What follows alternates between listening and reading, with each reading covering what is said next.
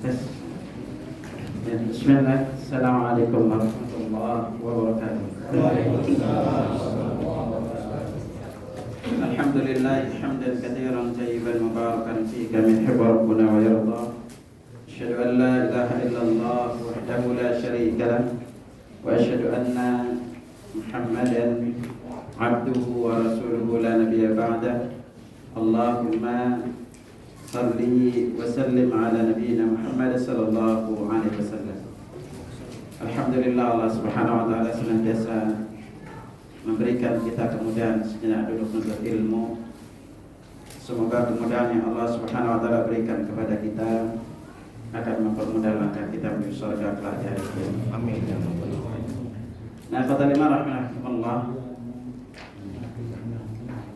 Untuk pertemuan kali ini kita akan coba untuk menyinggung kemuliaan sujud, yaitu menikmati detik-detik paling dekat dengan Allah Subhanahu wa taala. Ini sebenarnya rangkaian kajian dengan tema tadabbur bacaan, tadabbur gerakan dan bacaan salat. Nah, ambil bagian paling ujungnya. Enaknya memang dari depannya dikupas. Dari kita berdiri. Karena kenapa ya Pak Taliman? Hal yang banyak tidak diketahui oleh kaum muslimin adalah bahwa sholat yang kita lakukan ini dari sisi gerakan dan bacaan itu memiliki banyak keutamaan. Seandainya setiap muslim tahu akan keutamaan ini, maka dia secara bertahap akan bisa mengikuti sebagaimana sholatnya para sahabat. Kita ini apa tadi? Rata-rata itu enggak betah sholat, benar apa enggak? Gitu. Karena pengajaran yang kita diajarkan ini menjadikan kita polanya itu tidak betah sholat. Ya coba aja untuk lihat. Rata-rata masjid di luar lebih lama sholat apa zikir? Zikir. Sholat berapa menit? 5 menit. Coba 5 menit berapa? Sholat 5 menit. Lebih lama sebelumnya Ustaz. Ya, lebih sebelum. Ya. Zikirnya berapa menit? Coba aja itu rata-rata setengah jam. Ya kan rata-rata. Berbeda banget dengan pola sholatnya para sahabat Nabi dan para sahabat. Dalam riwayat Abu Dawud dijelaskan, ada seorang sahabat baru takbir, Allahu Akbar, baru takbiratul ihram. Tahu apa? Sakit perut. Akhirnya beliau itu pergi ke pinggir kota Madinah, buang air besar. Lalu sempat pulang ke rumah. Udah pulang, baru ke masjid lagi. Ternyata apa? Masih rakaat pertama. Coba kita. Ada begitu sampai masjid? Ya kan? Itu. Makanya kita lihat lagi. Kalau antum bertanya itu berapa lama sih Nabi salat gitu pertanyaannya. Antum perhatikan di mana kisah para sahabat radhiyallahu anhum ajma'in ketika menjelaskan ini sebelum tasbih agar antum tahu Nabi itu salat itu lama. Kalau kita lihat standar bacaan beliau, itu kalau beliau membaca Maghrib itu standarnya 100 ayat. Kalau zuhur, kalau subuh, apa kata Abu Bakar? Itu kami salam, ternyata sebentar lagi mau terbit matahari. Itu para sahabat. Yang paling luar biasa itu adalah kisahnya Mu'adz bin Jabal. Dari Mu'adz bin Jabal itu diangkat menjadi imam bagi kaumnya. Lalu Mu'adz bin Jabal radhiyallahu anhu izin kepada Nabi agar tetap bisa sholat bersama Nabi di Masjid Nabawi. Akhirnya Mu'adz bin Jabal sholat Isya. Udah sholat Isya, pulanglah dia ke kaumnya. Beliau itu sholat sunnah 2 rakaat. Ingat sholat sunnah 2 rakaat, tapi yang dibaca surat Al-Baqarah. Saking panjangnya bacaannya, lalu jamaahnya itu keluar, nyempil sendiri, sholat sendiri, selesaiin sendiri sholatnya, batalin jamaah sholat sendiri. Akhirnya apa? Dikasih kabarlah perbuatan itu. Lalu Mu'adz berkata, dia itu munafik. Akhirnya terdengar kabar sama yang di sahabat ini, enggak rela dibilang munafik, datanglah kepada Nabi SAW. menceritakan apa yang terjadi sebenarnya. Akhirnya Nabi pun mengingatkan kepada Mu'adz, ya, agar kalau sholat isya itu jangan terlalu panjang. Sunnahnya beliau kasih contoh untuk baca apa? Seperti Al-Ghasyiyah, Al-Ala. Nah itu berarti sunnah isya itu sebenarnya bacanya 1 halaman. Kalau isya itu, ya kita gitu lah, dipecat imamnya gitu. Ya. Panjang dikit aja jamaah kita udah kalau panjang dikit aja gitu. Kita kenapa? Karena nggak dilatih dari awal. Kita nggak dilatih dari awal. Gitu. Ditambah mayoritas masjid-masjid, maaf, imamnya itu, apalagi kalau udah yang jadi imam itu pengurus yang udah usia, apalnya kan juz 30 bagian belakang doang. Antum jarang dengar yang depan-depan kan suratnya kan. Kita nggak dilatih akhirnya dengan yang depan-depan. Gitu, akhirnya telinga kita itu nggak biasa sholat lama. Makanya banyak jamaah yang ngeluh. Gitu, kenapa gitu? Imamnya udah bacaannya nggak bagus. Gitu kan. Bahasanya inilah pentingnya antum dimanapun antum jadi pengurus masjid, tolong cari imamnya yang paling tidak hafal minimal 5 juz. Nah, coba sekarang kita lihat gimana lamanya Nabi SAW. Diriwayatkan dari Barra bin Azib, Ramaktus salat sama Muhammadin sallallahu alaihi wasallam. Aku kata mengerjakan salat bersama Rasulullah sallallahu alaihi wasallam. Fawajadtu qiyamahu fara'atahu. Aku dapetin lama beliau berdiri. Fara'atahu, ruku beliau, ya kan? Berdiri ruku. Fa'tidalahu ba'da ruku'ihi. I'tidal beliau setelah ruku. Fasajadatahu, sujud beliau. Fajalsatahu ma baina sajdataini, duduk beliau di antara 2 sujud. Fasajadatahu, sujud beliau kembali. Fajalsatahu ma baina taslim wa insiraf, duduk beliau sebelum salam dan setelah salam. Qariban minas sawa, waktunya hampir sama. Sekarang antum coba aja hitung-hitung. Antum sekarang baca Al-Fatihah berapa ayat?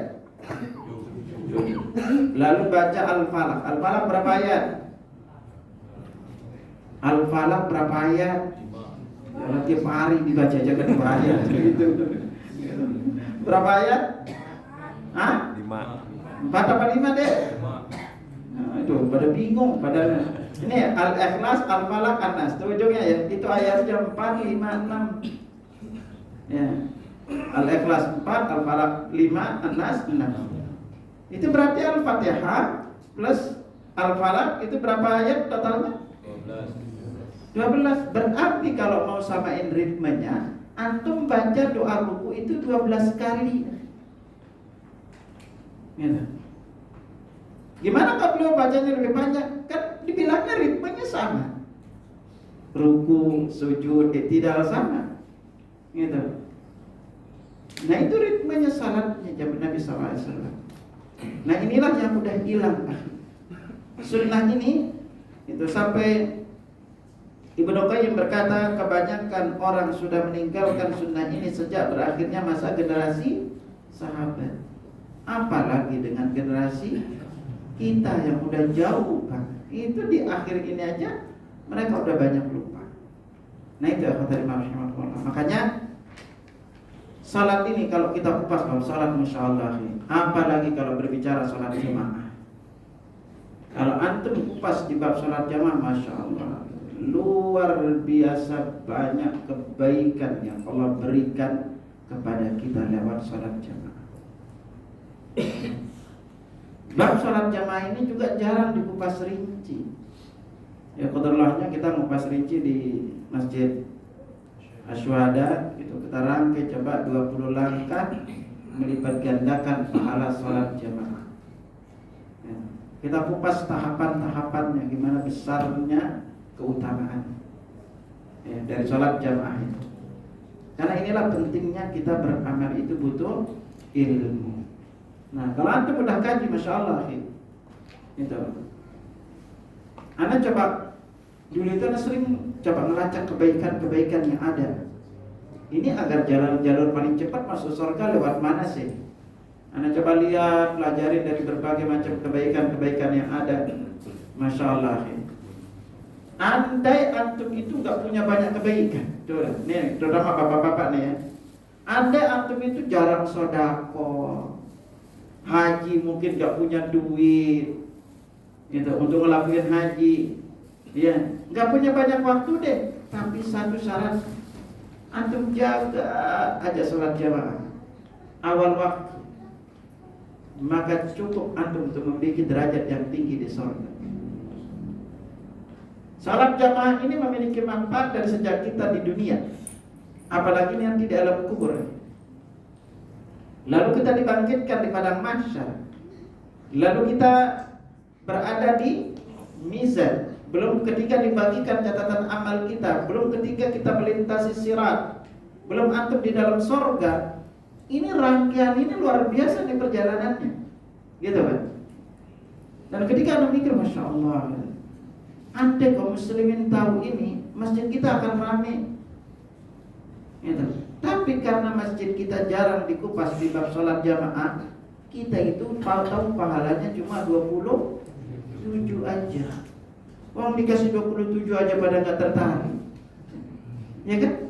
Padahal Nabi cuma bilang, sholat pindah tempat. Coba sekarang ini antum dibandingin ya. Antum sekarang tempat antum kerja di kantor, bos ngumumin, siapa yang mau pindah kantor jaraknya 100 meter atau 200 meter dikasih gaji 27 kali lipatnya. Pada mau nggak? Hah? Pasti pada mau. Apalagi sekali-kali coba tuh di depan tuh deretin. Depan sop pertama merah, sop kedua biru, sop ketiga hijau. Rebutan nggak? Sekali-kali itu ada praktekin tuh kan? Gitu. Makanya ketika kita berbicara jamaah ini Allah sampai udah menegaskan kepada kita, innama ya'muru masajidallah, yang memakmurkan masjid-masjid Allah atau rumah-rumah Allah. Allah tegaskan, man amana billahi wal yawmil akhir. Kalimat innama di dalam ilmu balaghah disebut dengan adatul hasar. Sebuah kalimat yang digunakan untuk menyempitkan makna. Artinya kalau bahasa gampangnya, hanya yang beriman kepada Allah dan hari akhirlah yang memakmurkan masjid-masjid Allah. Mafhum mukhalafahnya adalah orang-orang yang enggak mau memakmurkan masjid-masjid Allah. Itu Allah bertanya, ini orang beriman apa enggak? Maka dari itu ikhwan betul kata Anda pelajari. Karena kenapa? Salah satu penyebab terbesar kita semangat ibadah itu adalah karena kita berilmu. Karena antum tahu kenapa antum melakukan. Nah, salah satunya di sujud ini apa tadi? Ini sebenarnya makalahnya udah lama nih ya. Makalah ini ya. Alhamdulillah saya masih bukan apa ini. Ini lagi bertahap nyelesain juga biar lebih lengkap. Ya, ditambahkan antum. Ya, terkait agar antum ngerti paling tidak di poin-poin apa yang harus antum perhatikan di balik sholat ini. Bahwa ketika kita sholat ini, masya Allah, luar biasa banyak kebaikan.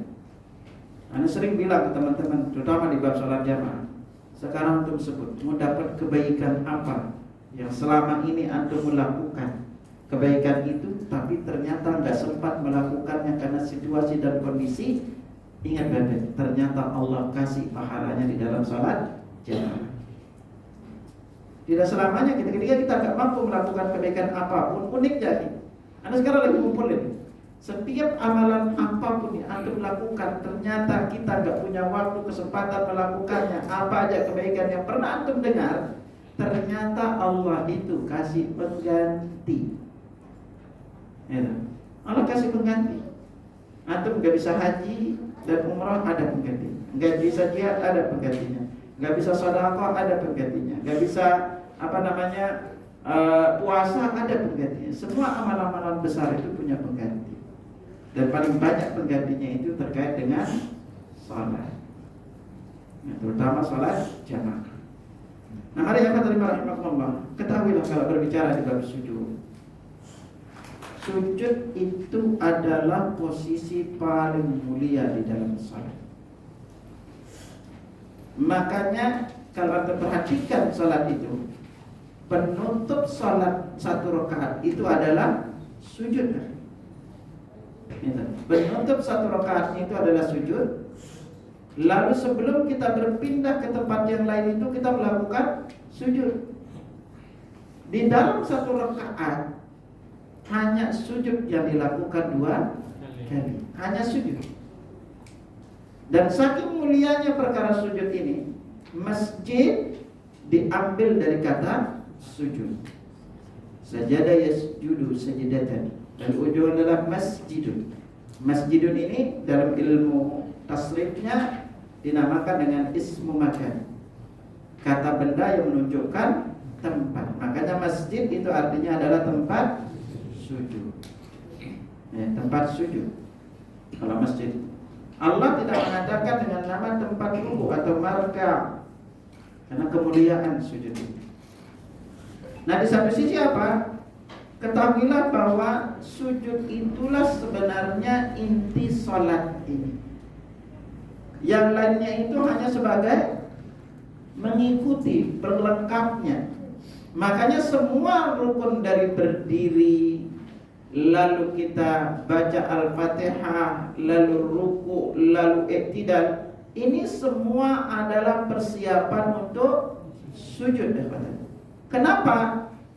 Karena nanti dari persiapan ini kita semua mengagungkan Allah dari berdiri, lalu kita baca Al-Fatihah, lalu kita ruku, lalu kita iktidal. Semua itu adalah persiapan untuk sujud dalam rangka apa?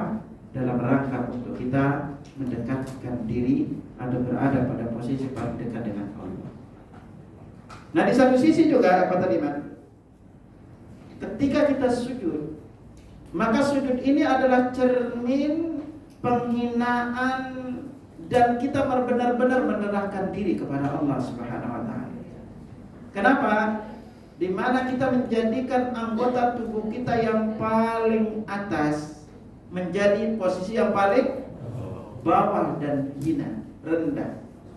Ya kan? Saking hinanya posisi kita, menghinakan diri kita kepada Allah. Ya. Antum kalau di saf kedua, siapapun antum, mau presiden kayak mau apapun, antum harus satu ketika ruku siap-siap kepala antum sejajar dengan apa, Pak? Dengan pantat. Kalau ruku, ya kan? Ya kan? Lalu ketika sujud, posisi kita gimana? Siap-siap kepala kita itu apa? Lebih rendah dibanding kaki, dekat kuda dekat kaki di atas pantat saudara kita. Antum marah enggak? Tepuk deh kita jangan gitu. Enggak, tapi coba itu kalau enggak sujud. Kalau kita lagi enggak sholat, marah enggak aja gitu? Marah enggak? Pasti marah gitu kan. Kenapa? Karena ini posisi kita sama-sama menghinakan diri kepada Allah. Siapapun antum, pokoknya kondisinya sama, sama-sama kita menghinakan diri kepada Allah. Makanya kata Imam rahimahullah, ketika kita dalam posisi menghinakan diri kepada Allah Subhanahu wa taala ini, Allah mengganjar kita dengan berbagai macam kebaikan. Nah, karena itulah setiap muslim yang menghinakan diri kepada Allah, merendahkan diri kepada Allah, tawadhu, mau diatur oleh Allah, maka Allah pun ganjar dia dengan banyak kebaikan. Mari kita lihat di antara beberapa keutamaan sujud ini. Di antaranya pertama, bahwa Allah Subhanahu wa taala jelaskan kepada kita ini, sujud ini atau ciri umat Islam itu nanti akan ada bekas atau tanda sujudnya. Nah, bekas sujud ini bukan maksudnya jidat antum yang hitam, bukan itu maksudnya. Dan itu Allah Subhanahu wa taala berfirman, simahum fi wujuhihim min atharis sujud. Di wajah mereka itu ada tanda bekas sujud. Imam Mujahid menjelaskan bahwa maknanya itu di sini adalah kekhusyuan. Makanya orang yang rajin sujud itu lebih tenang wajahnya. Lebih mudah kita lihat orangnya, enggak gampang angker kelihatannya serem, enggak. Walaupun orangnya itu hitam lagi. Ya kan? Ini kadang-kadang makanya antum perhatiin aja tuh, orang-orang yang jarang sujud itu mukanya itu kelihatan gelap. Serem kalau kita melihatnya. Ya kan? Karena jarang dibasuh oleh wudu. Nah, ulama lain menjelaskan bekas khusyuan atau cahaya pada wajahnya. Ya, jadi kita kalau melihatnya itu antum rasain aja ketika dekat sama orang yang rajin ibadah yang baik itu, Ketika antum dekat itu suasana hati antum itu berbeda. Tapi kalau kita dekat dengan orang yang gak baik itu koneksi kita nih. Itu tahu-tahu orang yang dekat sama dia gak enak rasanya ya gitu. Gitu. Karena kenapa gitu? Kalau kita baik, kita tawadu, kita rendah hati, itu orang kita akan merasa nyaman kita duduk di sekitar kita. Ya kan? Tapi kalau kita tidak baik, hawanya misalnya kepingin menyakitin orang, berbuat jahat pada orang lain, itu orang itu juga nggak betah sama kita. Makanya sama, ini juga pelajaran besar yang kita pelajari dari dunia psikologi. Antum yang jualan adalah kalau antum sampai berniat itu ngambil tuh orang, duit orang nih, gitu. Antum pokoknya kepingin dapat untung banyak dari jualan antum tanpa antum peduli produk antum. Catat baik-baik. Penelitian membuktikan orang itu akan merasakannya bahwa antum itu niat antum gak baik. Tapi ketika antum jualan, niat antum ikhlas menolong, orang itu akan merasakan. Ini kalau dia belajar di dunia energi gitu kan. Jadi kita itu koneksi lagi. Kita merasa nih, hawa kita ini kerasa. Ini orangnya gak baik, itu kerasa tuh. Ya kan? Tapi kalau antum niatnya antum udah baik, udah niatnya nolong orang lain itu, orang itu akan merasakan antum. Makanya kalau dicek itu dari sisi gelombang kita itu, kalau orangnya baik, niatnya nolong, itu gelombangnya itu adem tuh. Ya. Kita mendekat ini masuk kita itu dia adem gitu. Jadi dia merasa nyaman sama kita. Tapi kalau antum niatnya itu adalah ngambil uang orang lain, itu dia itu merasa gak nyaman. Makanya seringkali kenapa orang itu kalau antum jualan pingin agar dia segera beli, jadi orang gak jadi beli justru. Tapi ketika antum pasrahkan kalau itu rezeki antum, maka antum dapat, orang itu justru beli. Ini kalau kita belajar di dunia psikologi, ya kan?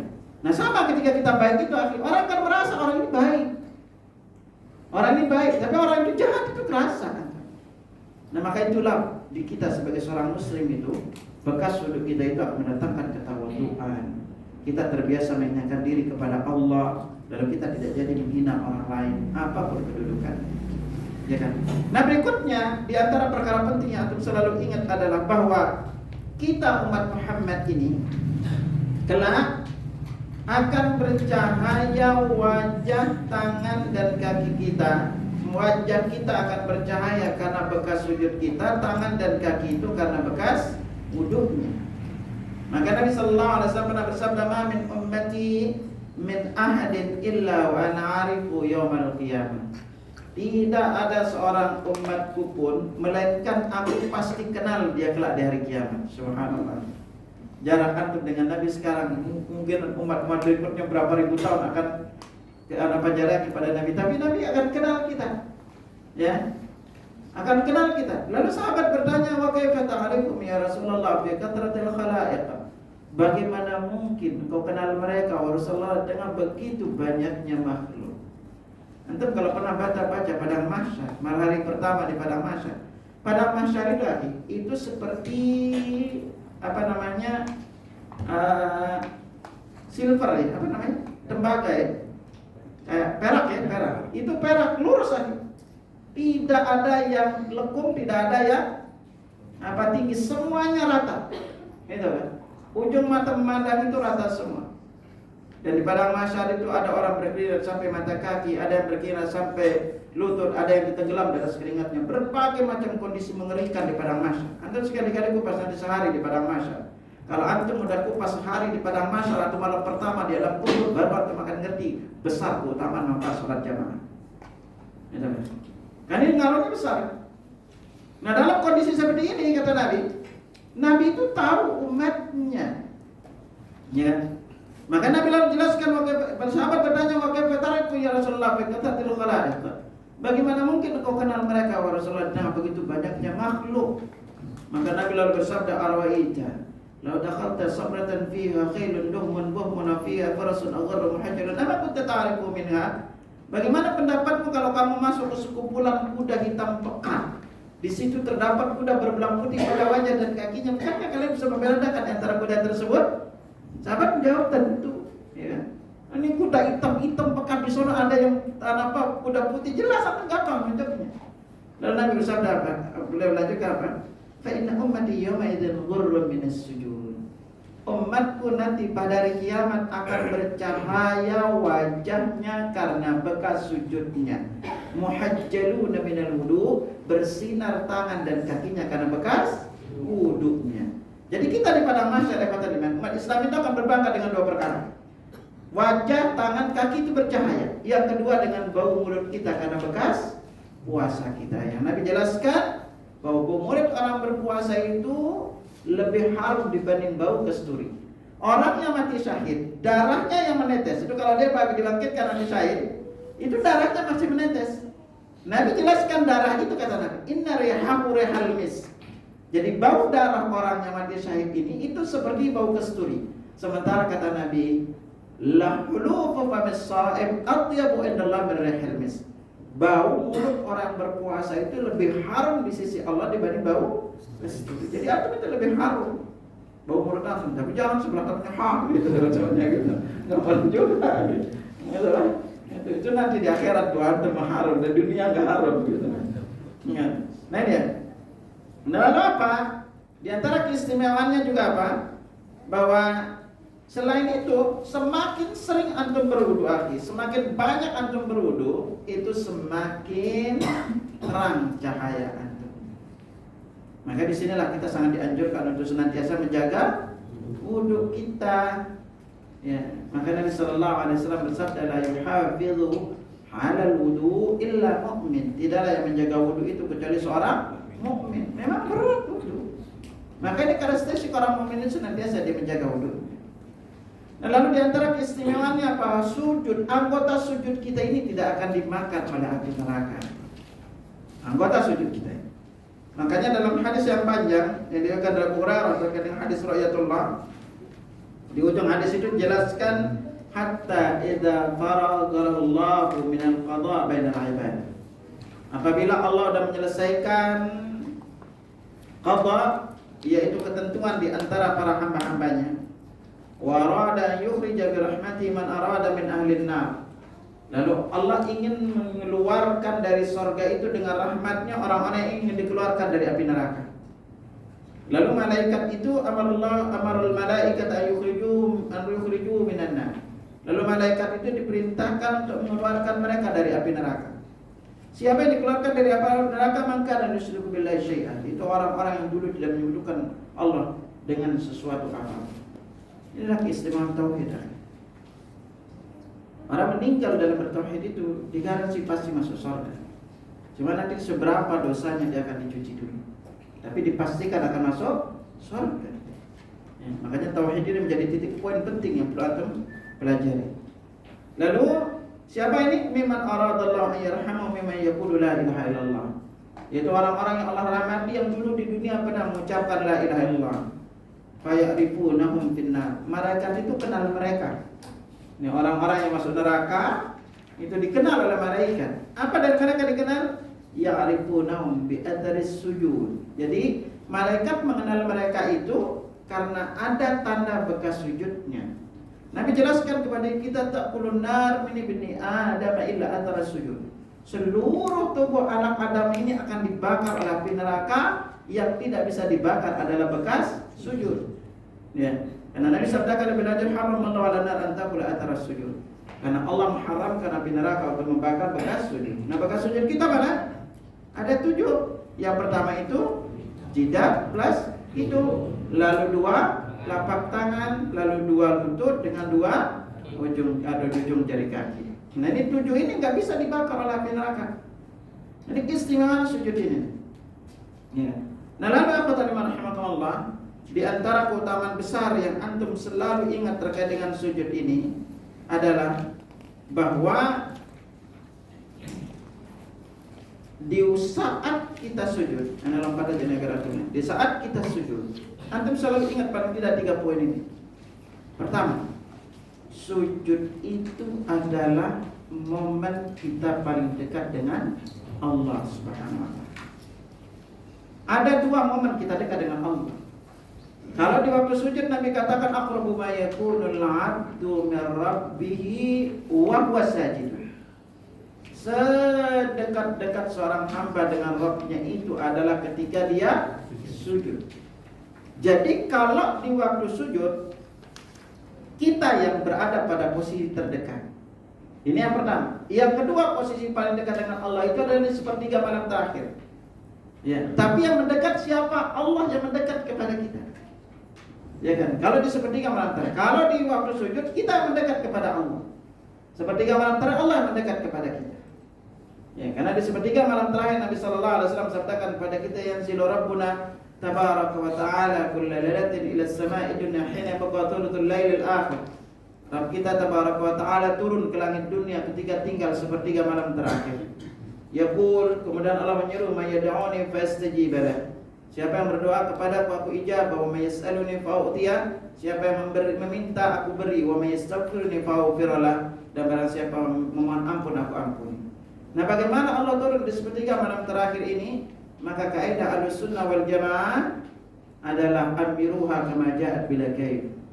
Biarkan pahami seperti apa adanya, jangan bertanya bagaimana. Ini kaidah Ahlussunnah sebagaimana dijelaskan oleh Subhan Tsauri dan para ulama salaf sebelum kita. Nah, jadi karena itu ketika kita berada di waktu sujud yang kata lima, ketika antum menjadikan anggota badan antum yang paling atas ini berada pada posisi yang paling bawah, di tempat yang hina, yang diinjak-injak, dan kita mau menghinakan diri kepada Allah, maka Allah ganjar antum apa? Dengan berada pada posisi paling dekat dengannya. Untuk ingat baik. Lalu berikutnya apa? Ketika kita berada di waktu sujud ini adalah kita diperintahkan banyak-banyak berdoa. Maka Nabi sallallahu alaihi wasallam bersabda dalam Imam Muslim, aqrabu ma yakunu al-'abdu min rabbih wa huwa sajid. Sedekat-dekat seorang hamba dengan Rabbnya itu adalah ketika sujud. Fa'aktirud doa, perbanyaklah berdoa. Jadi di waktu sujud ini kita sudah berada pada posisi paling dekat, disuruh perintahkan banyak berdoa. Dalam riwayat lain doa kita di waktu sujud ini dijamin untuk diijabah. Nabi sallallahu alaihi wasallam bersabda, wa ammas sujud fajtahidu fid du'a.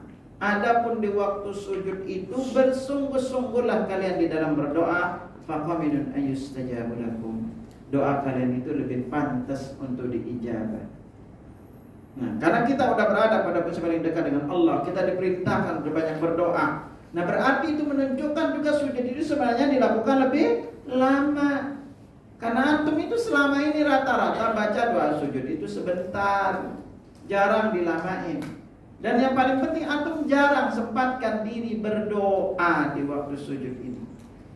Makanya dari itu sekarang antum coba pelajarin apal 8 doa yang akan antum biasakan baca ketika sujud. Apalagi yang pendek-pendek. Nah, Ustaz enggak ngapal-ngapal, udah baca sapu jagat aja gitu. Antum baca itu aja udah paling komplit aja. Setiap kali sujud. Sujud pertama antum mau baca apa silahkan. Sujud kedua silakan, sujud ketiga silakan. Sampai antum sering sujud, baik di dalam sholat sunnah manfaatin lagi. Apapun masalah antum bisa baca doa-doa yang berasal dari Al-Quran dan Sunnah. Ya, kalau antum sekarang banyak utang, rajin-rajin baca Allahumma kfini bihalalika an haramika wa aghnini bifadlika amman siwa. Kalau antum lagi banyak banget masalah yang belum selesai-selesai, kepingin lebih cepat masalah selesai, baca doa Nabi Yunus.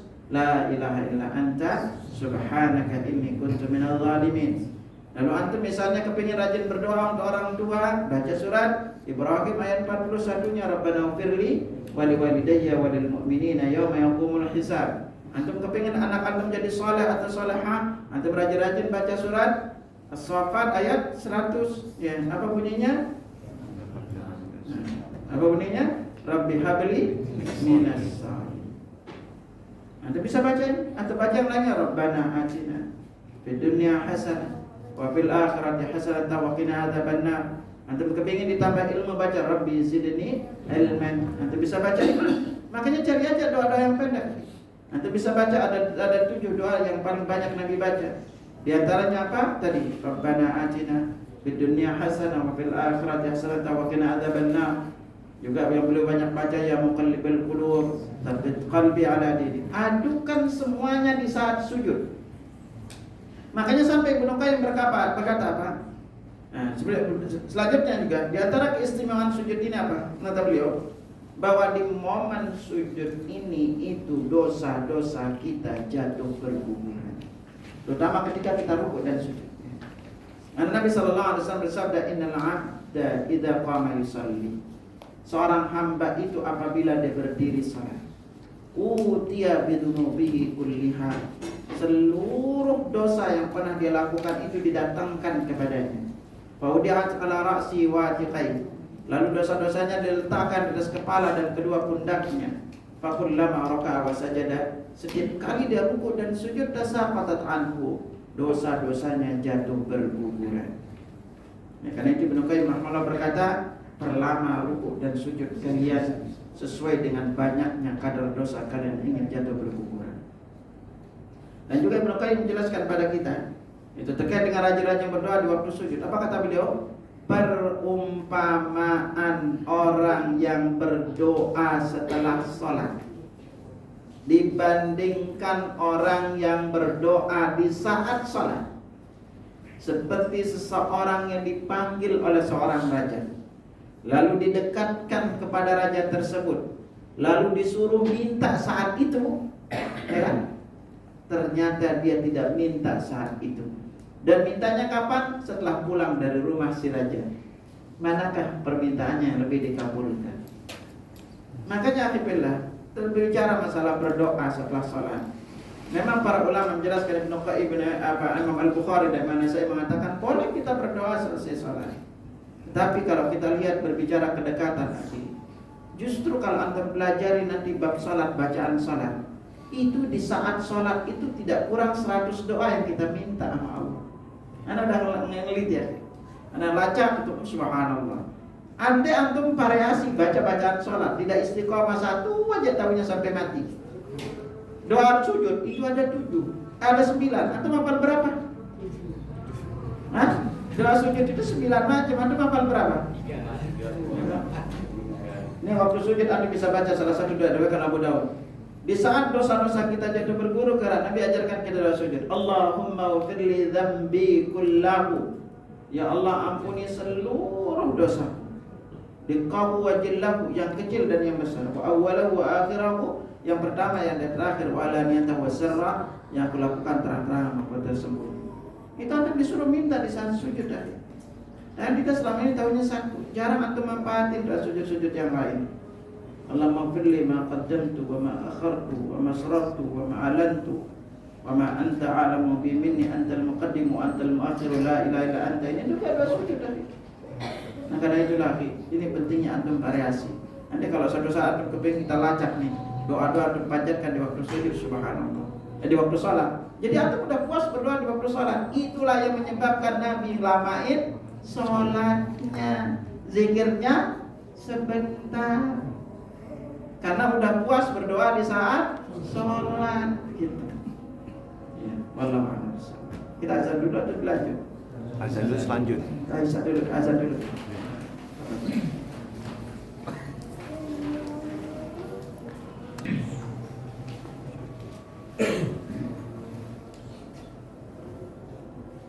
Baik, kita tambahkan. Nah, di antara keistimewaan sujud yang harus selalu antum ingat adalah bahwa setiap kali kita sujud itu akan meninggikan derajat kita dan akan menghapus kesalahan kita. Dalam penjelasan lain juga sujud termasuk salah satu amalan yang paling dicintai oleh Allah Subhanahu wa taala. Ini berdasarkan riwayat dari Thauban radhiyallahu anhu. Jadi seorang tabi'in yang bernama Ma'dam bin Abi Talha al-Ya'mari pernah bertemu dengan Thauban. Dia berkata, laqitu Thauban maula Rasulullah sallallahu alaihi wasallam. Aku bertemu dengan Thauban. Maula itu artinya mantan budak Rasulullah sallallahu alaihi wasallam. Faqultu, lalu aku berkata kepadanya, akhbirni bi'amalin yudkhiluni Allah bihil jannah. Beritahukan kepadaku sebuah amalan yang akan memasukkanku ke dalam surga.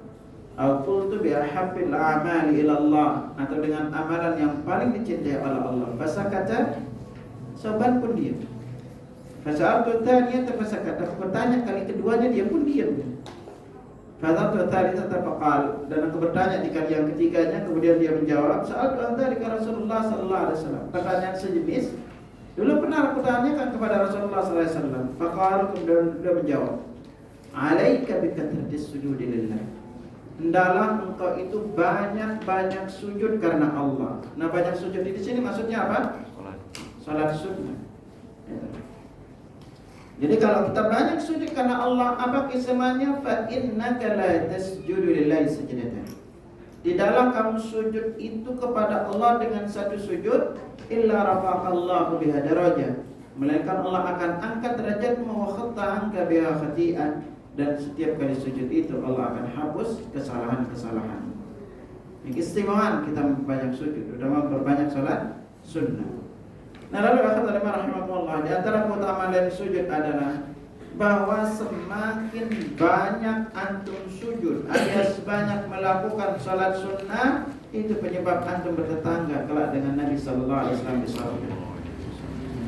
Dan riwayat seorang sahabat namanya Rabi'ah bin Ka'ab al-Aslami radhiyallahu anhu, dia berkata, dia bercerita, kuntu abitu ma Rasulullah sallallahu alaihi wasallam. Aku menginap di rumah Rasulullah sallallahu alaihi wasallam. Fa'ataitu bi wudu'ihi wa hajatihi. Aku membawakan air untuk wudu dan air untuk hajat beliau. Faqala li, kemudian beliau berkata kepadaku, sal, mintalah sesuatu. Dalam penjelasan riwayat lain, Taubat itu berkata, aku mikir-mikir, kalau aku minta dunia, dunia itu panah. Gitu. Maka lalu dia berkata, as'aluka murafaqataka fil jannah. Aku minta agar aku bisa menjadi teman dekat. Murafiq itu artinya teman dekat di surga. Ya. Nah, sementara Taubat ini orang biasa, Rabi'ah ini orang biasa. Nabi itu jelas kedudukannya tinggi di surga. Nah, ketika dia minta menjadi teman dekat ini, apa kata Nabi? Dalam riwayat lain itu jelaskan, siapa yang mengajarkanmu minta seperti itu gitu. Maka dia berkata apa? Aku mikir-mikir Rasulullah, itu kalau aku minta dunia ini panah, lebih minta ini sekalian gitu. Nah, akhirnya Nabi berkata apa? Fa'inni ala nafsika bikatradis sujud. Bantu aku mewujudkan cita-citamu dengan banyak sujud. Nah, makanya kalau antum hitung di dalam sehari itu kita sujud banyak banget tadi, ya kan? Coba aja sekarang antum hitung.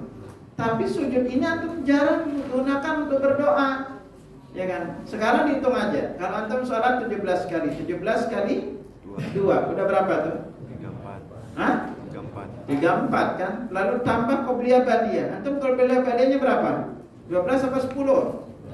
Hampir 10 aja lah yang rata-rata deh. Udah 10, udah 20. Berarti 34 kali plus 20, udah 54. Antum sekarang nambah 2. 2-nya berapa? 2 apa 4? 2 apa 4? Kalau antum pilih 2, lebih pilih 4. Anak jelas besar keutamaannya 2 itu kalau 4 dibanding kalau lakuin 2. Boleh antum lakuin 2. Nanti kalau antum mau ikut kajian, ini lagi ngisi setiap Kamis pertama itu online itu dengan jamaah di Jakarta Selatan. Kita kupas tema 5 sholat sunnah yang rutin Nabi lakukan. Kita kupas semua bab sholat sunnah. Ya, untuk lihat nanti keutamaan di sholat duha. Masya Allah itu kalau antum lakuin 4. Ya, nanti anak kirimin antum linknya di Kamis pertama biar antum bisa itu. Ya. Luar biasa, pilih 4. Ya. Nah itu kalau antum punya masalah, minta aja pas sujud tadi. Minta aja pas sujud. Apapun masalah antum. Oh, Ustaz kan gak bisa bahasa Arab. Ya Allah, sekarang masalah antum apa? Semua ada doanya. Coba, masalah antum apa? Nah, mau utang ada. Gitu. Kalau antum berdoa nikah lagi baru gak ada bahasa Arab.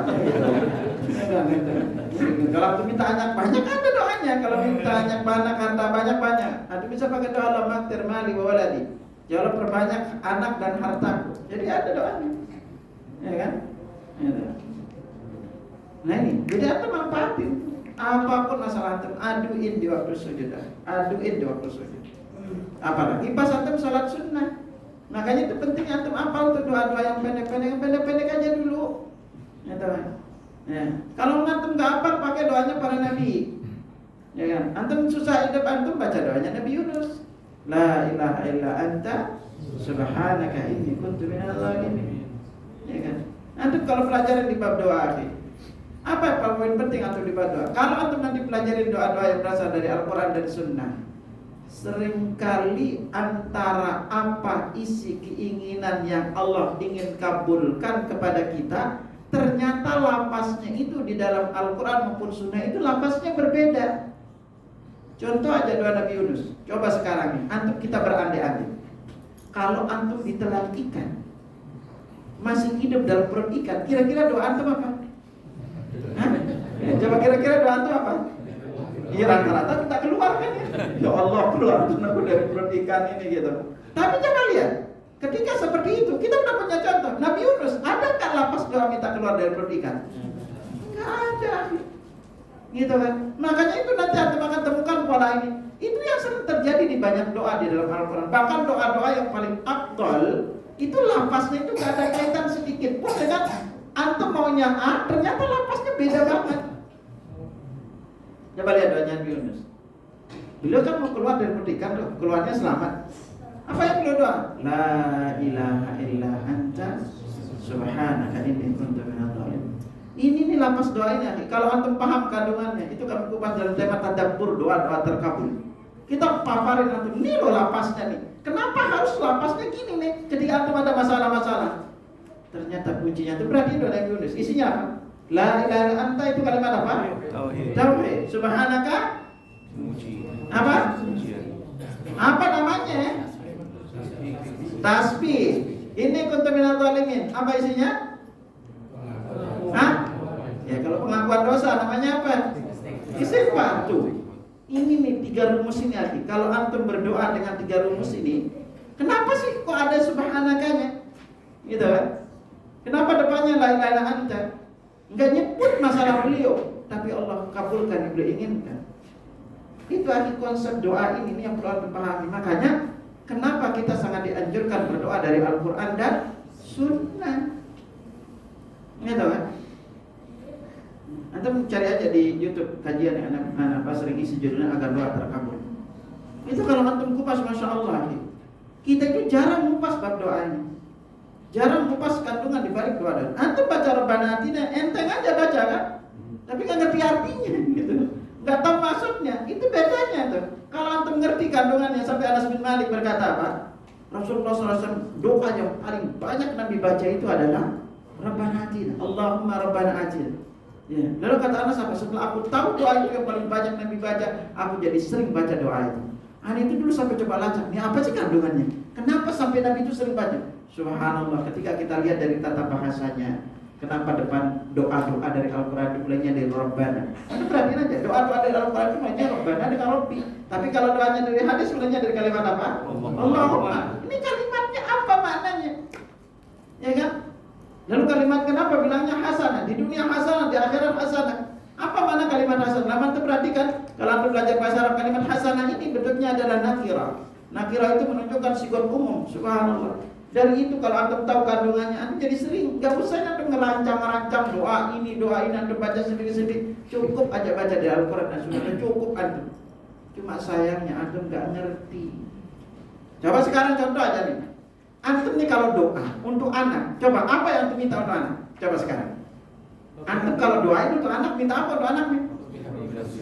Kalau antum pakai bahasa Indonesia dulu nih coba. Kalau pakai bahasa minta apa untuk anak? Soleh, terus apa lagi? Hah? Pintar, terus? Hah? Sukses, sehat, apa lagi? Nah, berbakti sama orang tua, terus apa lagi? Masuk surga.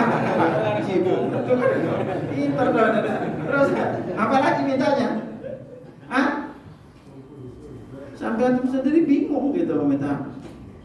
Dari semua permintaan antum ini, mungkin antum nanti berdoa agar dapat jodoh yang soleh atau solehah, ya kan, agar sukses dunia akhirat. Itu kalau kita rinci permintaan kita jadi banyak. Sekarang suruh coba. Al-Quran cuma minta untuk anak itu praktis. Suruh minta apa? Soleh doa. Rabbi habli minas soleh. Sekarang pertanyaannya kenapa yang diminta soleh?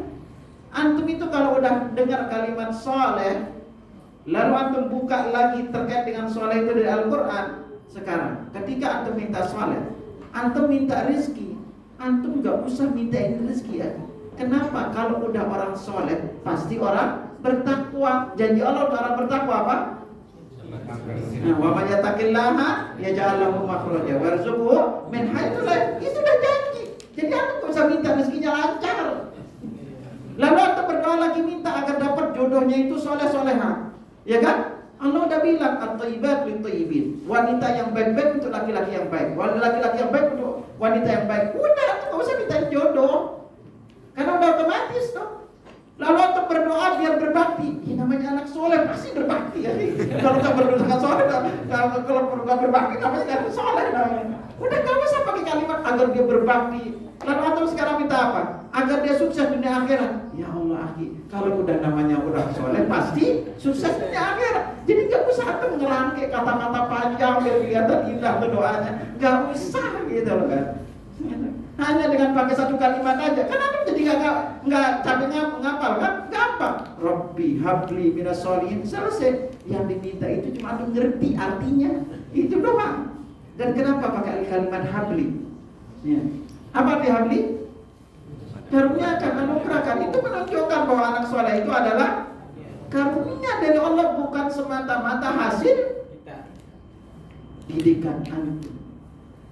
Bukan semata-mata hasil sekandung sekolahkan dia di tempat-tempat favorit atau ini. Enggak, itu semua karunia dari Allah.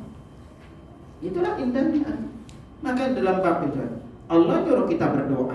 Allah janjiin doa kita dikabulkan, ya kan? Agar antum gak salah minta, diajarin juga doanya. Tapi antum senang nyari doa yang lain, ya kan? Diajarin tuh doanya biar nih belum minta nih, gitu kan? Dan antum nanti kalau baca doa-doa, banyak doa-doa permintaan yang kita disuruh minta gak pernah diminta. Bahkan hasil ditelusuri gitu, ada Nabi itu berlindung dari 72 perkara. 72 perkara berlindung. Salah satunya apa? Hati yang tidak khusyuk, ilmu yang tidak bermanfaat. Yang tiap hari antum berlindung apa? A'udzubillahi minasyaitonir rajim. Tiap hari. Mintalah tuh. Antum paling tidak pernah tuh antum cari buku doa dan wirid, udah bisa pakai karya yang saya jajit, itu pun memang nggak komplit. Antum cari yang lain yang lebih komplit juga ada, ya. Untuk antum baca isi doanya banyak. Anda udah melacak doa-doa ini kayak gitu. Banyak doa yang nggak pernah kita minta sama Allah. Apalagi di bapak-bapak yang udah usia. Salah satu yang jarang kita minta apa? Yaitu kita minta jangan sampai diganggu oleh syaitan di detik-detik sakaratul maut. Wa a'udzubika min an yatakhabbatani syaitan. Jarang kita minta. Gak diganggu oleh syaitan di detik-detik sakaratul maut. Nah ini arti. Nah makanya momen sujud ini antum bisa manfaatkan. Bacalah doa dulu, pelajari apa makna doa itu agar kita bisa lebih bersatu. Dan yang luar biasa dari sholat ini arti, dari sujud ini. Sujud itu sepertiga sholat. Nah karena Nabi sallallahu alaihi wasallam bersabda salat itu dibagi jadi 3 bagian. At-tuhuru thuluthun, taharah itu sepertiga, waruku thuluthun, ruku itu sepertiga, wasujudu thuluthun, sujud itu sepertiga. Nah perhatikan berikutnya Nabi katakan faman addaha bihaqqiha. Barang siapa yang melakukan 3 ini, ruku, taharahnya benar, yang antum harus belajar sifat dulu Nabi. Lalu rukunya benar, sujudnya benar. Kalau kita lakukan 3 ini kata Nabi, faman addaha bihaqqiha, siapa yang melakukan 3 ini dengan benar, qubilat sholatuhu wa qubilat sairu amali. Salatnya diterima, seluruh amalannya yang lain diterima. Wa maruddat ali salatuhu, siapa saja yang salatnya Allah tolak, ruddat ali sairu amali, seluruh salat amal yang lain pun Allah akan tolak. Makanya pentingnya antum akhi untuk belajar sifat salat Nabi. Antum harus mau dicek. Alhamdulillah, karena di banyak tempat itu memang fokus untuk mengkaji sifat salat Nabi. Kita cek satu persatu kan. Dari bacaan antum juga kita cek. Agar jangan sampai udah berpuluh tahun antum sholat, pas dicek bacaan sholatnya gak benar, panjang pendeknya keliru, ya kan? Antum perlu untuk gak apa, jangan malu dicek, mumpung masih hidup, ya kan? Sayang, karena Nabi udah tegaskan kepada kita, inna rajula yansarifu, seorang itu selesai sholat, wa ma kutiba lahu illa usyru salatin, para sholatnya itu dicatat baginya itu 1/10. Udah 1/10 runtuh ke bawah, 1/9, 1/8, 1/7, 1/6, 1/5, 1/4 sampai dengan setengahnya. Jadi setiap kali kita sholat, pahala sholat kita ini berbeda-beda. Yang menentukannya apa? Seberapa sesuai dengan contoh Nabi. Ada 19 yang harus Anda perhatikan kalau mau dipergandakan pahala sebuah kebaikan. Salah satunya adalah yaitu dikenal dengan nama husnul mutaba'ah, seberapa sesuai ibadah antum itu dengan contoh Nabi Sallallahu Alaihi Wasallam. Makanya kita perlu bertanya, Nabi itu sholatnya seperti apa? Perlu antum pastiin. Jangan sampai nih, anak wanti-wanti banget kepada antum. Kalau antum dipelajarin sebuah praktek dari praktek, dan itu ada hadisnya yang prakteknya Nabi, yang sahabat sampaikan, ana ingetin kepada antum, jangan cuma dengar doa, lalu antum mempraktekkannya sendiri tanpa bertanya kepada ustaznya gimana prakteknya. Hati-hati nih gitu kan. Karena kita melihat banyak terjadi di antara ikhwan-ikhwan ini udah belajar sifat salat Nabi, ternyata apa? Gaya antum itu justru menyelisihi penjelasan para ulama. Gitu. Contoh salah satunya apa? Adalah di saat antum berdiri, enggak boleh kaki antum terlalu lebar. Gara apa? Gara-gara antum kejar kaki. Tahu jamaah yang lain gak ngerti. Gitu. Makanya sunnahnya sholat itu paling tidak menyentuh ke pundak dulu baru kaki. Jangan kaki antum kelebaran. Ingat namanya qiyam dalam bahasa Arab. Namanya qiyam itu kita berdiri, tegak seperti biasa, standar ukuran tubuh. Kalau terlapat rapat itu nggak boleh, terlalu lebar juga nggak boleh. Karena terlalu lebar namanya itu ngangkat. Dan akhi tidak boleh kejar kaki teman antum. Makanya banyak Ustaz gimana sih itu? Saya itu sekarang kalau sholat gitu, itu kalau sholat Ustaz sering kaki dikejar gitu. Emang gimana Pak? Saya sholat di sini. Tentu yang sebelah lebarin kakinya. Saya tarik ke sini, dikejar lagi, kakinya dikejar lagi, kakinya gitu kan. Makanya sekarang kalau saya sholat, apa katanya? Saya noleh aja, lihat dulu siapa dia. Kalau saya noleh atas jenggotan, ke bawah kingkrangan, saya mundur ke belakang. Subhanallah, hati-hati ya. Ini sunnah. Jangan sampai gara-gara itu antum menjauhkan orang dari sunnah. Sekarang orang gak ngerti. Antum mau apain? Kalau udah disuruh rapat sini, rapat ini. Karena belum tahu aja ilmunya. Antum gak ngerapetin sok itu antum kehilangan 8 kebaikan. Makanya perlu diajarin sering. Kadang-kadang kita gak ngerti. Gak boleh juga. Sampai antum mengejar kaki teman antum gak boleh juga. Karena baca penjelasan para Syekh Utsaimin maupun Syekh Shalih Fauzan, udah diajurin. Udah biasa aja. Jangan ganggu sebelah. Ya kan? Apalagi nanti belum potong kuku itu miring kakinya ganggu sebelah itu. Allahu Akbar gitu kan. Salat sobek kayak gitu. Gak boleh gitu. Kalau gak mau ya udah antum diam aja di tempatnya gitu. Jangan main kejar-kejaran kaki. Ujungnya antum ngangkang jadinya tuh. Ngangkang justru antum keliru di dalam saat berdiri, bukan qiyam namanya itu. Maka di sini akhi, jangan sampai semangat kita menerapkan sunnah justru kita menyalahi sunnah Nabi SAW. Salah satu yang ingatin pada antum gitu. Masalah sutra. Sunnah sutra itu kalau antum baca, jarak kepala dengan tiang atau sutra itu harus ada jeda. Makanya apa dijelaskan? Maka kambing itu bisa lewat. Antum dekat gini kepala antum, justru nyalahi sunnah Nabi. Nggak boleh kepala kita itu nempel ke sutra, harus ada jaraknya. Gitu. Ini udah semangatnya nempel gitu. Kepala enggak. Apalagi ada semangatnya sujud. Gara-gara praktek gaya sendiri, sujud itu lu maju ke depan gitu loh kan. Nggak boleh juga. Makanya anda ingetin antum kalau antum belajar yang praktek, tanyain, minta dicontohin nama ustadznya. Ustadz contoh ini prakteknya gimana sih? Agar benar, jangan semangatnya doang antum ternyata antum sendiri keliru. Gitu kan. Kalau yang sifatnya praktek, karena sering ingetin kepada para jemaah, hati-hati nih. Semangat aja mengamalkan sunnah tapi tidak dibarengi dengan ilmu juga jadi salah. Karena ada sering diakui sama jamaah-jamaah yang lain gitu loh kan. Gitu. Gimana sih Ustaz gitu kan. Kok kalau sholat kita dikejar-kejar kakinya gitu kan. Ya udah Pak gitu kan. Kalau seperti itu makanya Bapak ngerapetin. Nah, apalagi jamaah kita kan mayoritas tuh kayak apa? Kalau udah bawa sajadah itu kayak wilayah kekuasaan. Gitu. Selesai. Wilayah kekuasaan gak mau ngerapat gitu. Sekarang kan tuh paksa yang ngerapat. Repot udah antum anak muda nggak nyuruh bapak-bapak gitu loh kan. Jadi kita kayak kurang beradab, bilang aja Pak, rapatin Pak. Kalau nggak mau ya udah, jangan dipaksain. Gitu kan. Makanya itulah pentingnya sama-sama berilmu. Makanya kalau sama-sama berilmu kan antum enak kan? Ya kita rapat, sama-sama vakum. Kadang-kadang kita ini kan lurus, kata imam lurus, rapatin sok. Ternyata pada nggak ngerti arti rapat itu. Gitu. Lurus rapat soft itu pada nggak ngerti. Kenapa? Karena jarang dikupas. Ya, gitu. Nah ini perlu antum perhatian. Nah apalagi di saat sholat, ya, jangan sampai nanti kita mengganggu yang lain. Semangat antum menghidupkan sunnah, ada sisi yang harus kita perhatikan. Ketika kita berada di tengah saudara-saudara kita yang belum paham terkait dengan beberapa poin-poin di dalam amalan-amalan ini. Nah itu apa tadi rahimahullah. Pada intinya sujud ini salah satu-satunya amalan yang akan kita lakukan nanti di padang mahsyar adalah sujud. Makanya Allah Subhanahu wa taala berfirman, kalau kita buka di halaman yang ke-7. Allah menyebut sujud itu juga dengan adzan itu dengan sujud. Allah berfirman, ya mayyushaqqu ansab wa yad'una ila sujudi fala yastati'un. Surah Al-Falaq. Pada hari betis disingkapkan dan mereka dipanggil untuk bersujud, maka mereka tidak puasa. Apa kata Allah? Khasyatan absar tarukum dhillah. Pandangan mereka itu ke bawah dan diliputi oleh kehinaan. Wa qad kanu yad'una ila sujudi wa hum salimun. Dulu dipanggil sujud di dunia sementara mereka dalam keadaan sehat. Para ulama tafsir jelaskan seperti ini adalah salah satu perintahnya.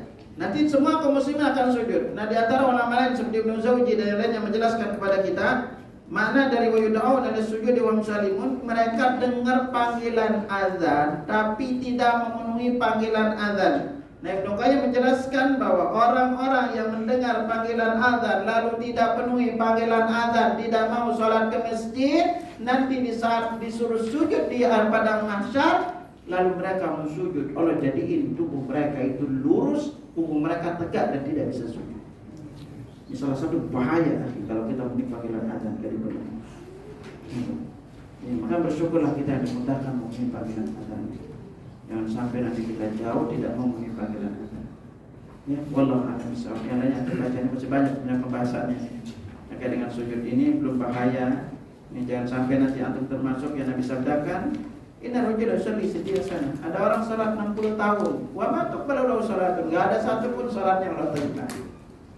Kenapa ditolak? Lalu tim ruku, lalu tim sujud. Ada kalanya rukunya benar, sujudnya enggak benar. Sujudnya benar, rukunya enggak benar. Ya, maka di sana pentingnya antum belajar. Rendahkan hati untuk belajar, terutama anak ingetin banget antum perbaiki salat antum. Jangan malu untuk dicek bacaannya. Ya kan, betapa banyak di antara kita itu bacaan sholat kita tidak pernah dicek. Karena udah lama ngecek bacaan sholat. Sampai kemarin kita diriin program tahsin tahfidz bacaan sholat.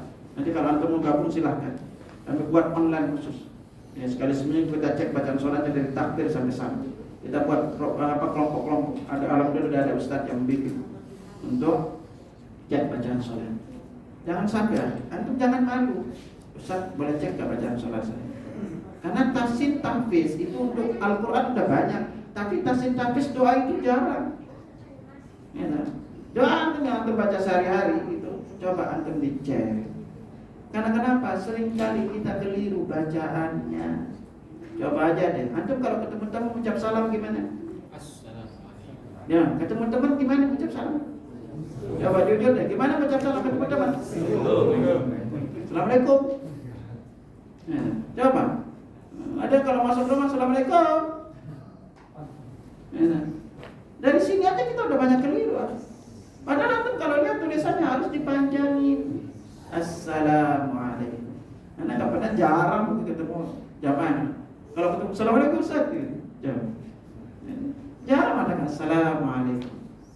Maka antum kalau sholat Assalamualaikum warahmatullahi wabarakatuh. Oh jadi gitu kan? Kayak antum gitu jadi gitu. Assalamualaikum warahmatullahi wabarakatuh. Nah ini keliruan antum perlu itu dibenerin ini gitu. Karena ini salah akhi. Nama Allah itu Assalamu, bukan Assalamualaikum warahmatullahi wabarakatuh. Assalamualaikum warahmatullahi wabarakatuh. Assalamualaikum. Ya, kan? Jangan sampai karena nanti dari sisi perubahan makna. Ya kan? Kalau antum ngerti Masya Allah, lapas antum keliru, mengucapkan keliru, apalagi di Al-Fatihah. Di kalimat Iyyaka itu antum harus tasdid. Iyyaka na'budu. Nah kalimat Iyyaka ini dalam ilmu nahwu disebut dengan maf'ul muqaddam. Objek yang didepankan. Biasanya kan urut-urut tuh kalau bahasa Indonesia. Subjek, predikat, objek kan urut tuh. Tapi ini objeknya sudah di depan. Nah kalau udah sampai objek di depan kan, itu menunjukkan akan penekanan kalimat. Iyyaka. Nah ada tasdidnya nih. Iyyaka na'budu. Artinya hanya kepada mula kami menyembah. Tapi kalau sampai ya-nya antum gak kasih tasdid mengatakan iyyaka na'budu, iyyaka tanpa tasdid, itu artinya kami menyembah matahari yang sedang terbit. Itu. Makanya hati-hati ininya. Itu. Karena kenapa kekeliruan ini udah biasa, akhi. Coba contoh, lafaz zikir subhanallah. Antum keliling aja ke masjid-masjid. Selesai sholat, dengerin zikir. Gimana kalau baca subhanallah? Pakai tasbih. Subhanallah, subhanallah, subhanallah, subhanallah, subhanallah. Gini tangannya. Ya pakai hitungan kayak gitu. Bacanya mas. Subhanallah, subhanallah, subhanallah, subhanallah, subhanallah, subhanallah, subhanallah. Ya cepat-cepat banulu. Anda jarang dengar, Anda kan udah keliling lagi. Jarang pernah dengar subhanallah, subhanallah, subhanallah. Selalu itu cepat-cepat zikirnya. Akhirnya lafaz zikir yang keliru kita lafaz. Apa beratnya untuk pelan subhanallah, subhanallah, subhanallah. Nabi nggak nyuruh kita cepat-cepat. Akhirnya dengan lafaz yang keliru, mending pelan-pelan. Ya. Banyak sisi yang harus kita pelajari. Apalagi kalau antum itu gak punya background bahasa Arab. Makanya kudu belajar lagi. Antum juga perlu belajar tahsin. Jangan malu. Belajarlah tahsin. Cari siapa tahsin. Antum malu online aja, nggak tahu antum keliru. Antum belajarnya online gitu kan. Walaupun keliru kan belum tahu antum dikenal gitu, tutup aja gitu. Apa kameranya gitu, dia belajar online gitu kan. Belajarlah, luangkan waktu untuk belajar. Dan ingat, salah satu ciri Allah akan pastikan seorang hamba meninggal husnul khatimah, dua aja ada dia. Allah mudahkan dia salat di awal waktu. Yang kedua, Allah mudahkan dia melangkahkan kaki ke majelis taklim. Kalau antum sudah dimudahkan di dua sisi ini, terutama di usia tua, antum lihat lagi, antum akan digaransi meninggal husnul khatimah. Wallahu a'lam. Ada tanyaan atau selesai? Cukup dulu ya. Antum baca sendiri aja. Dikit Ustaz. Ya silakan. Masalah itu tadi Ustaz. Yang mana? Ada anjuran kita berdoa itu berbanyak saat sujud terakhir. Pakai penghujung sholat gitu ya, di bubutnya gitu. Nah, itu bagaimana Ustaz? Apakah kita melaksanakan doa itu banyak-banyak itu di saat setiap sujud, atau memang anjuran tadi hadis itu tadi? Ya bismillah. Nabi sallallahu alaihi wasallam bersabda, aqrabu ma yakunu al-'abdu min rabbih wa sajidun. Faqtiru du'a. Sedekat-dekat seorang hamba itu di waktu sujud, maka perbanyaklah berdoa padanya. Itu tidak disebut di sujud terakhir. Justru penjelasan kita dapatin melamakan sujud terakhir untuk berdoa hanya di sujud terakhir, itu menyalahi sifat salat Nabi sallallahu alaihi wasallam. Jadi silakan antum berdoa itu di setiap kali sujud, bukan hanya sujud terakhir. Dan salah satu kesalahan makmum adalah melamakan berdoa di sujud terakhir sementara imam udah duduk tasyahud. Ini keliru. Ya, tidak boleh kita melakukan seperti itu. Ya, gitu. Ya baik, cukup dulu sampai sini. Subhanallah. Alhamdulillah. Asyhadu an la ilaha illallah wa atubu ilaik.